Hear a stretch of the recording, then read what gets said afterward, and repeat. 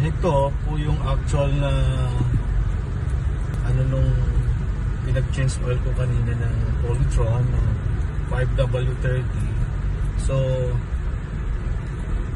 malaki po yung pagkakaiba regarding doon sa langis na nanggagaling sa kasa na ginagamit, kasi unang-una pati vibration, kahit nakapag-change oil mo lang doon may vibration. Dito talagang ramdam mo pinong-pino yung takbo niya, very smooth.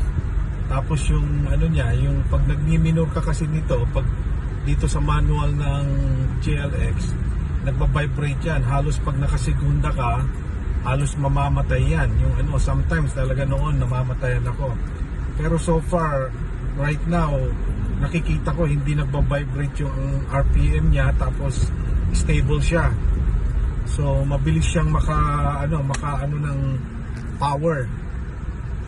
So for example, this here, paliko ako, naka-segunda ako, sometimes pag noon namamatay na to o naglalaro na tong nag-up and down na yung niyan, yung RPM niya, pero ngayon stable siya, tapos siya kaagad, yung power niya tumataas kaagad siya. So maganda.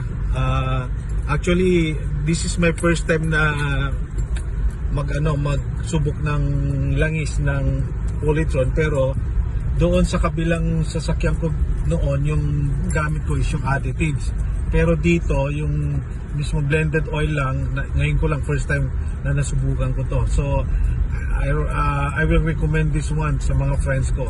Ang ganda. And then siguro sa mga future cars ko, baka paglabas mismo sa kasa is hindi ko na siguro ipapa-change oil doon. Diretso ko na sa Polytron para dire-diretso. Pati yung tibay ng makina at saka tagal ng makina ko is malalasap ko. Okay guys, yun lang po. Thank you.